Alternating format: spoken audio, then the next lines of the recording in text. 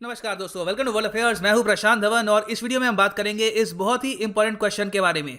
क्या Turkey challenge कर सकता है इंडिया का मून मिशन शॉर्ट टर्म और लॉन्ग टर्म दोनों में? हाल ही में डेवलपमेंट्स क्या हुई है? देखो, टर्की के जो प्रेसिडेंट है एर्दोगान, इन्होंने ये अनाउंस कर दिया है कि टर्की का 10 ईयर स्पेस प्रोग्राम तैयार है। इसमें इन्होंने ये भी कहा है कि आने वाले 2 साल में टर्की लैंड करेगा मून के सरफेस पर। यह बहुत बड़ी बात है। अब अगेन, ये एक रोवर लैंड करवाएंगे या फिर सिंपल एक लैंडर होगा, उसके बारे में इन्होंने अभी बताया नहीं है, मगर 2 साल के अंदर अंदर इनका टारगेट है कि टर्की का एक मिशन मून के सरफेस पर लैंड करेगा। उसके बाद आप अगर देखो तो ये लोग ये भी चाहते हैं कि जिस तरीके से इसरो के पास आज के समय एबिलिटी है सैटेलाइट्स लॉन्च करने की, हम बहुत ही आसानी से ना सिर्फ अपनी सैटेलाइट्स, बाकी कंट्रीज की सैटेलाइट जैसे कि भूटान, बांग्लादेश, ब्राजील, किसी भी कंट्री की सैटेलाइट लॉन्च कर सकते हैं। वैसी एबिलिटी टर्की भी चाहता है कि इनके पास हो, और ये अकॉम्प्लिश करने के लिए, ये हासिल करने के लिए ये इंटरनेशनल कोऑपरेशन भी करेंगे। नाउ इंटरनेशनल कोऑपरेशन में क्या होगा? क्या ये इलॉन मस्क की मदद लेंगे या फिर ये एक ग्रुप बनाएंगे कंट्रीज का, जहां पे ईरान में भी, मलेशिया, पाकिस्तान, कुछ और जो कंट्रीज है वो आपस में शेयर करें रिसर्च? इसके बारे में भी पता नहीं है हमको, मगर इन्होंने ये कहा है कि इंटरनेशनल कोऑपरेशन से हम बहुत ही जल्द टर्की को पहुंचाएंगे पहले मून के सरफेस पर, उसके बाद हम टर्की की जो सैटेलाइट लॉन्चिंग कैपेसिटी है इसको भी इंप्रूव करेंगे। मगर इस सब के बीच में क्वेश्चन ये भी आ रहा है कि टर्की यहां पर एक स्पेस प्रोग्राम की आड़ में nuclear warhead capable long range missile तैयार तो नहीं कर रहा? इस पर भी कई लोग क्वेश्चन कर रहे हैं, तो डिस्कस करेंगे इस टॉपिक को। बहुत कुछ आपको जानने को मिलेगा, a lot to know, a lot to discuss as always. But before you begin, एक प्रश्न मैं यहाँ पे आपसे पूछूंगा। आपको यह बताना है कि नासा का लूसी मिशन जो हाल ही में बहुत न्यूज में था, आपको बताना है कि ये बेसिकली किस चीज को एक्सप्लोर करेगा। क्या ये एस्ट्रॉइड्स को एक्सप्लोर करेगा, प्लूटो को, मार्स को, या फिर सन को? कमेंट सेक्शन में करो आंसर। सही आंसर मैं आपको दूंगा वीडियो के एंड में। और आप किसी भी एग्जाम की प्रिपरेशन कर रहे हैं, चाहे SSC, bank, IIT, GATE, any examination, Unacademy की वेबसाइट पर जाओ या फिर ऐप पर क्लिक करो यहाँ पे अपने कोर्स पर, और जो ये प्राइस है ये पे मत कर देना। यूज करो यहाँ पर कोड PD10 और आपको मिलेगा डिस्काउंटेड प्राइस। ये होगा आपका discounted price after using the code PD10। So use the code PD10 and save money. Now first of all, Turkey की खुद की एक स्पेस एजेंसी होनी चाहिए, इनके पास एबिलिटी होनी चाहिए सैटेलाइट लॉन्च करने की। ये सारा आइडिया है एर्दोगान का। इनकी पॉलिटिकल पार्टी ने वादा किया 2018 में कि बहुत ही जल्द टर्की के पास होगी खुद की स्पेस एजेंसी, और इसलिए दिसंबर 2018 में इन्होंने यहाँ पर लॉन्च कर दी टर्किश स्पेस एजेंसी। इसकी जो फुल फॉर्म है इन टर्किश, ये आपके सामने है, और ये है यहाँ पर इसका लोगो। और स्पेस एजेंसी बनाने के बाद इन्होंने हाल ही में SpaceX के द्वारा अपनी कुछ सैटेलाइट्स लॉन्च करवाई हैं। अब ये लोग फोकस कर रहे हैं अपनी सैटेलाइट लॉन्च करने की एबिलिटी खुद डेवलप करने में, और मोर इंपॉर्टेंटली 2023 तक, ये इनका टारगेट है 2023 तक टर्की को मून पर पहुंचाने में। टर्की ये सब क्यों करेगा? देखो, एर्दोगान का अब ये कहना है कि ये लोग डिपेंडेंट नहीं होना चाहते, ये लोग निर्भर नहीं होना चाहते ऑन USA या फिर रशिया। ये लोग भी चाहते हैं कि ये लोग अपनी तरफ से कंप्लीटली सेल्फ डिपेंडेंट हो, और स्पेस की फील्ड में तो एटलीस्ट बहुत ही जल्द ये बने एक वर्ल्ड पावर।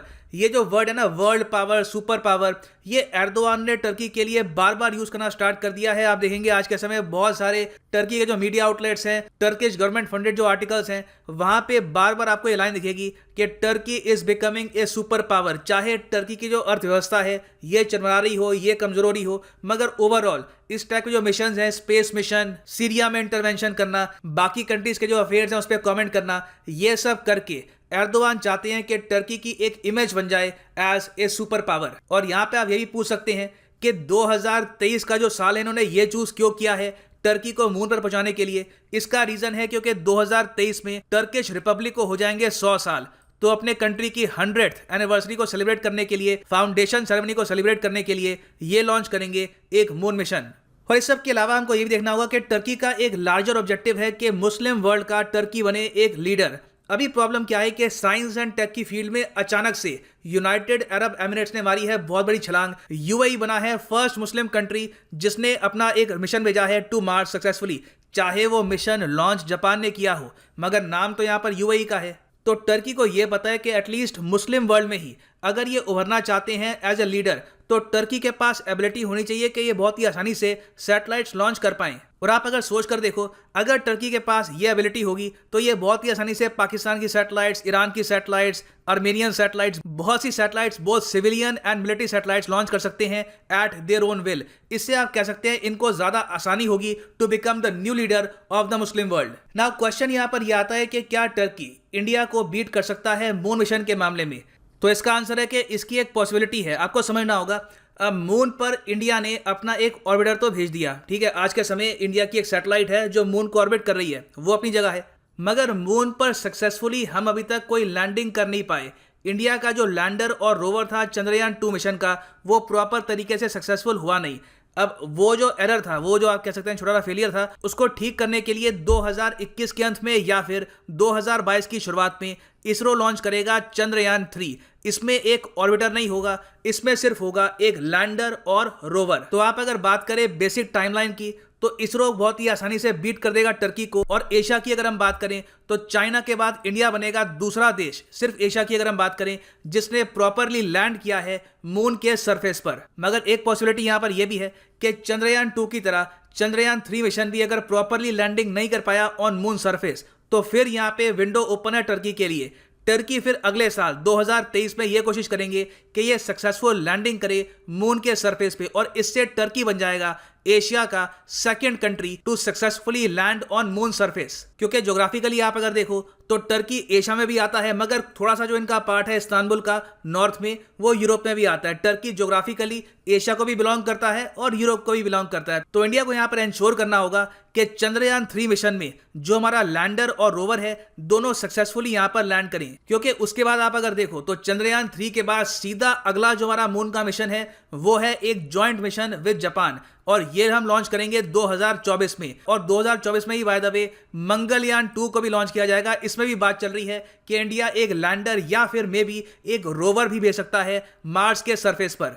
तो ये तो हमने बात करी है प्राइमरली मून की। उसके बाद अगर हम बात करें सैटेलाइट लॉन्चिंग बिजनेस की, ये भी आज के समय बिजनेस है। कई देश हैं आज के समय, Saudi Arabia, Yemen, Oman, ASEAN देश हैं, ये भी चाहते हैं कि ये लोग सैटेलाइट लॉन्च करें, मगर सैटेलाइट लॉन्च करने की इनके पास टेक्निक है नहीं।